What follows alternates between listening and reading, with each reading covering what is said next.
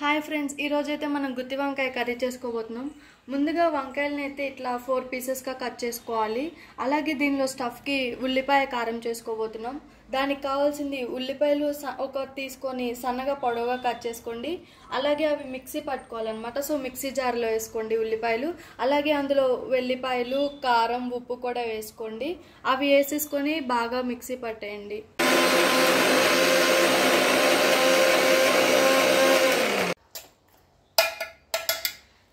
చూసారు కదా friends, onions వాటన్నిటిని అయితే ఇలా పేస్ట్ చేసుకుని ఒక బౌల్లో తీసుకుందాం.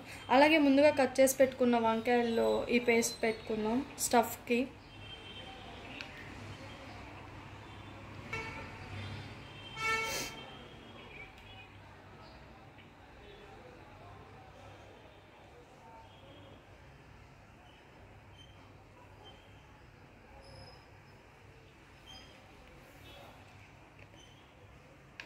చూసారు కదా, ఇలా అయితే వంకాయల్లో పెట్టుకోవాలి పేస్ట్ని.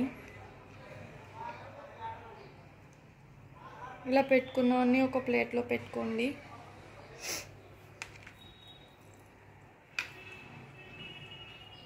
అన్నిట్లో ఇలాగే పెట్టుకోవాలి, ఇలా పేస్ట్ చేసుకున్నది.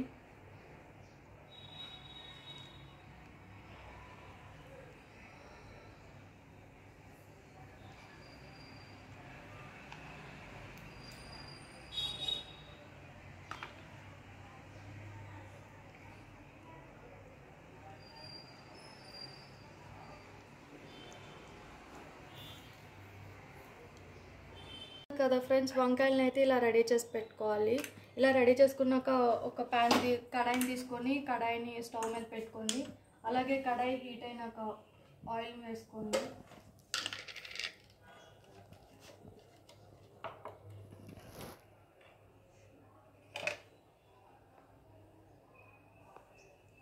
కడాయి హీట్ అయినాక ఆయిల్ వేసుకోండి.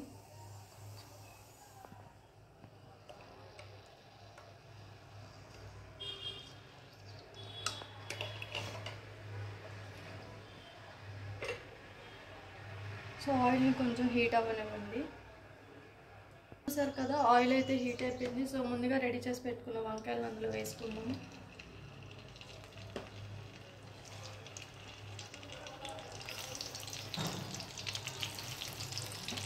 అలాగే మిగిలి ఉన్న పేస్ట్ని కూడా అందులో వేసేసుకుందాం.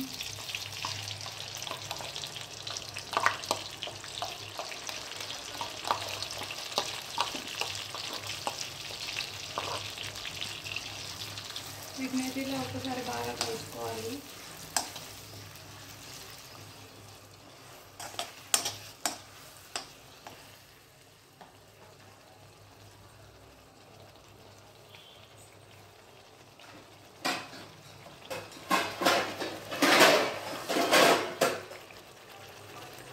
అలాగే ఒక 2 మినిట్స్ మూత పెట్టుకొని వాటిని మగ్గనిచ్చుకుందాం. చూసారు కదా, 2 మినిట్స్ తర్వాత అయితే బాగా మగ్గిపోయాయి ఇవి.